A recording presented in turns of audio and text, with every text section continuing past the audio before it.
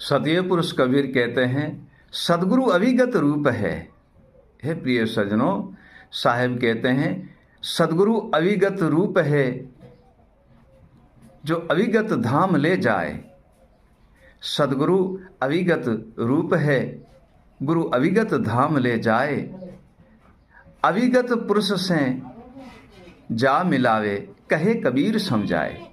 हे प्रिय सज्जनों, सदगुरु ही अविगत रूप है और सतीय धाम अविगत धाम ले जाते हैं और अविगत पुरुष से मिलाते हैं और अविगत के दर्शन कराते हैं। सदगुरु की लीला इतनी अगम अपार है जिसकी महिमा वर्णि न जाती है। प्रिय सज्जनों, जिसकी लीला वर्णि नहीं जाती है, सदगुरु देव ही है जो भ्रम के बंधन से मुक्त करते हैं, मद लोभ मोह अहंकारों कल्पना मिटा देते हैं और हमारे घट में प्रकाश करते हैं।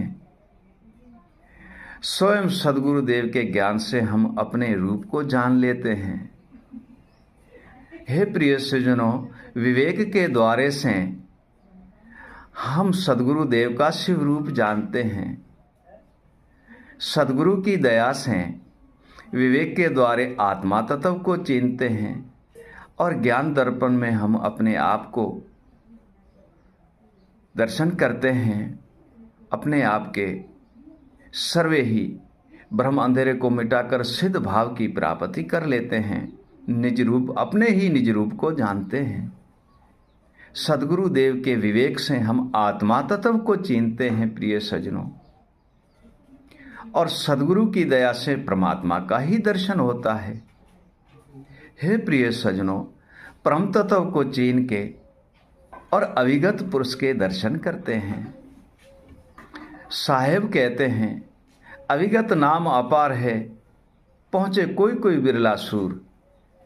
अविगत नाम अपार है, पहुँचे कोई कोई बिरला सूर। कहे कबीर समझाए के, वहाँ बाजे अनहद तूर। हे प्रिय सज्जनों, अविगत पुरुष के देश में अनहद तूर है, वहाँ अनहद सूर है, अविगत है। उसकी गति कोई कोई बिरले को ही होती है। जैसे साहिब कहते हैं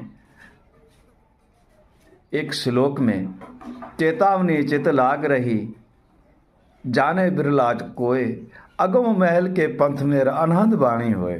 प्रिय सज्जनों, वहाँ तो हद बेहद और अनंत तीनों नहीं है, अविगत पुरुष में मिलना है।